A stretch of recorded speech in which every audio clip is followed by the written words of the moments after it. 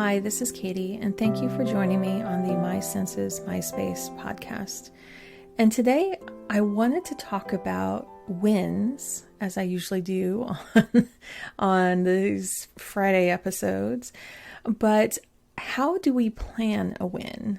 Sometimes they are spontaneous. Sometimes we look around and say, I have a free moment. I'm going to do something for myself for 5 minutes, and I'm going to call that a win. But there's also ways of planning these moments, and I want to talk about them a little bit deeper. I'm a planner. I'm a paper planner, and I'm also a digital planner. I have many ways of planning, and I plan inside my head too. I keep a lot of things up there. But I do find the most important things is really necessary for me to get down on paper so I don't forget. My brain holds so many different things, as a lot of us do, and getting them out somewhere helps me unload my brain and feel less chaotic. I do definitely use like Google Calendar to add a lot of things in case I'm coordinating with other people. So especially meetings that I have that I need someone else to be watching our son, or his dad being just a father. It's not babysitting. I'm not alluding to that, but I'm just like, as we coordinate, just go, okay, I have a meeting then. Do you mind keeping an eye on him for a while, and vice versa? So other times I have like this dry erase big calendar that has like all the months of the year, and I find that really necessary to see longer term patterns. I find that there's so many different cycles in my life, whether it's my menstrual cycle, whether it's repeating appointments that are every 2 weeks, or when paydays are, or things are happening every 4 days, or things are happening once a month. There's so many different cycles of things that to me, I want to see them kind of mapped out a little bit better. So I more understand, oh, this is what's going to be happening in the next month, but also the next 2 or 3 months. Especially if we're planning like time away or like getting together with family or something like that. It's really important to be able to see things at a more pulled out view.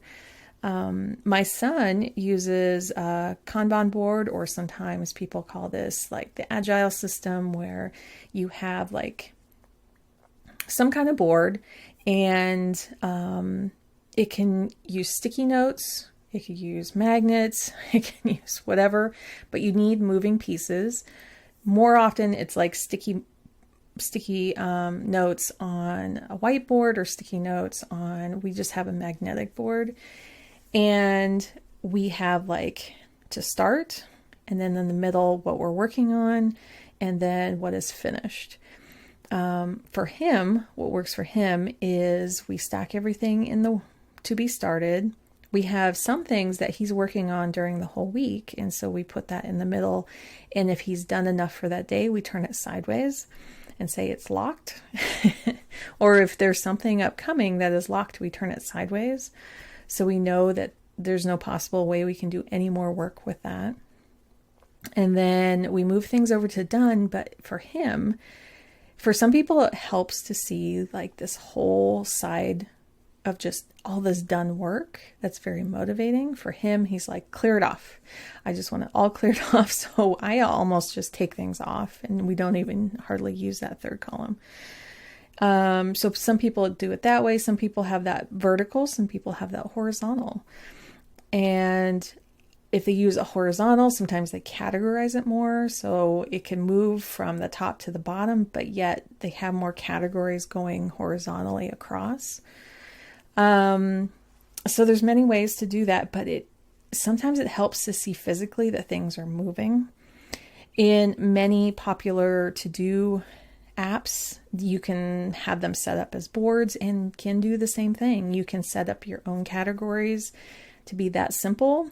to start working on finished, or set up more categories. So it could be kind of a customer journey thing, or just kind of a workflow that you have in your home. So knowing when there are certain phases of a project that pause and then go on to the next point. In paper planners, there are people who really love to fill theirs out daily, and having a daily list or daily notepad just to go, okay, I'm going to write these all fresh every morning, because it gives me an opportunity for my brain to absorb them in the morning and gives me more momentum throughout the whole day. Some people do this the night before, so that when they start their day, they really are sometimes going to sleep right after you do something. So you write out that list at night, you go to sleep, and the next morning you actually kind of have absorbed it a little bit more. Sometimes that works for people. And some people have like weekly layouts where it's horizontal or it's vertical. And in those senses, I find that there are people drawn to vertical and horizontal planning, and it can depend on your brain style. I notice a lot of people who have horizontal planners do it a little bit more for the memory keeping of it, to kind of remember what they're doing each day. And for vertical planners, it can be because they need to see time pass through each day and see the patterns. For me personally, I have a vertical planner, and I need to see like, well, this is at 10 o'clock on this day, but it's moving to 12 o'clock the next day. And to me, it's very important to set that apart instead of just having a list of appointments for that day. And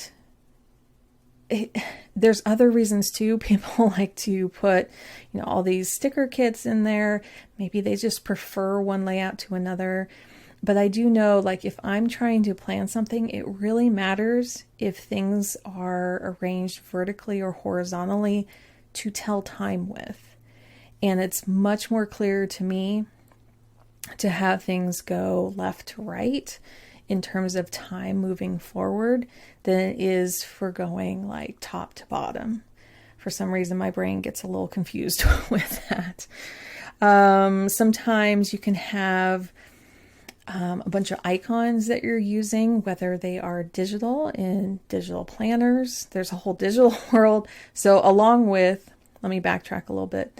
Along with the same kind of layouts for planners, there's the same exact kind of layouts for digital planning, where you're using a iPad and a pencil, or any kind of tablet device, and you're writing out all of your plans that way, and you're able to copy and paste things so they look exactly the same. You're using fonts that you can more easily read in case your handwriting gets a little jumbled. I know when I'm handwriting things, I skip over letters. It can be hard to read.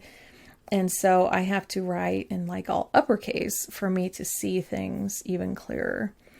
And so we could use like icons to represent things. I know in my planner, I have like actual little icons that mean certain things, for drinking water, for taking my pills, for doing certain activities during the day, food orders, doing laundry, that kind of stuff.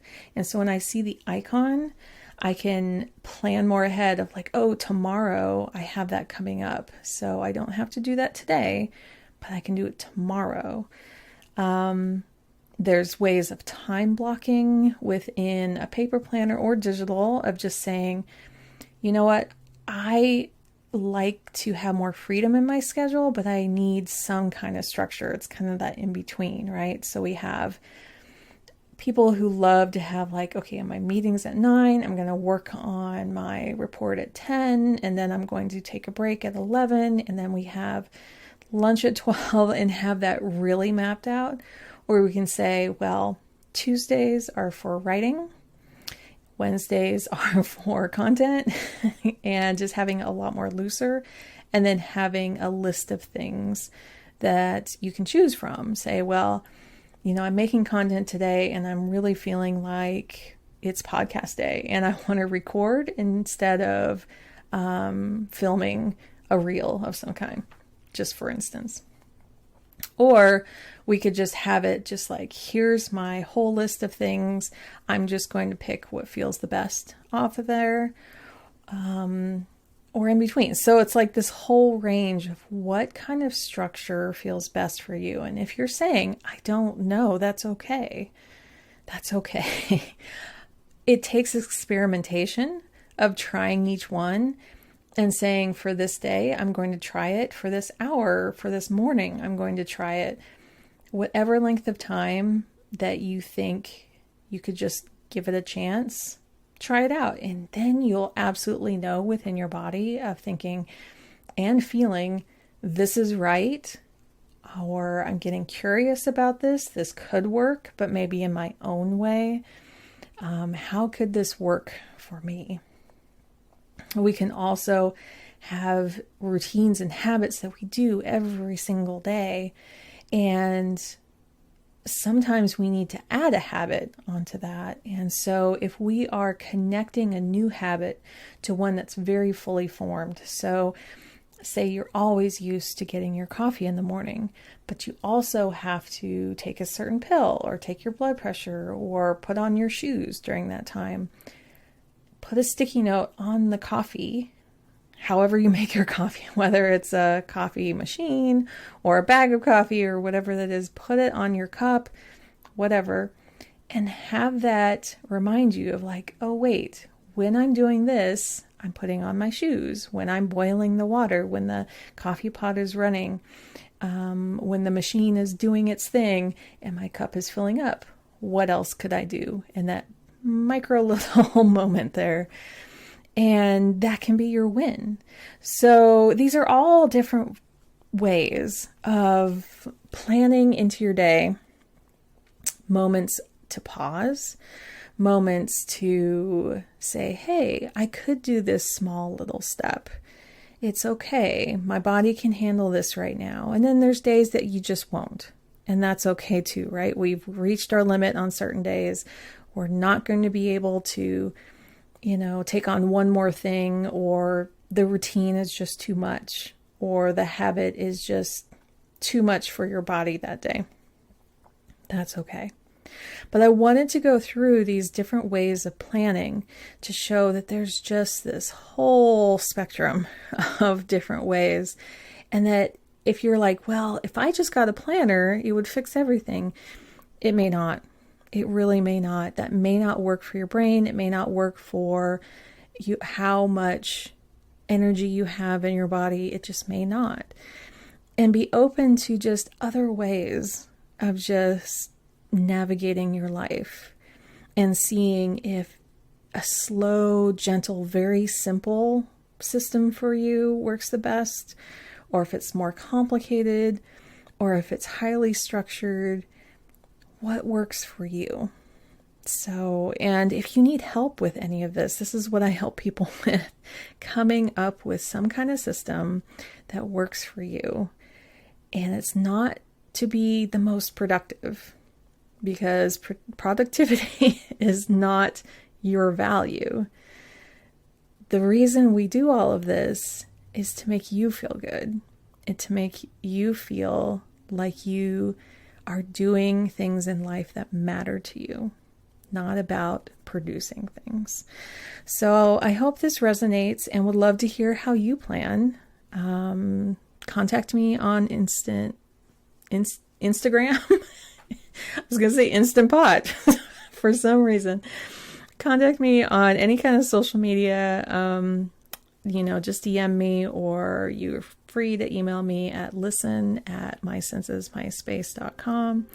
And I'm just fascinated by the combinations that people put together for themselves and to see what works for them. So until next time, take care and join me again on the My Senses, My Space podcast.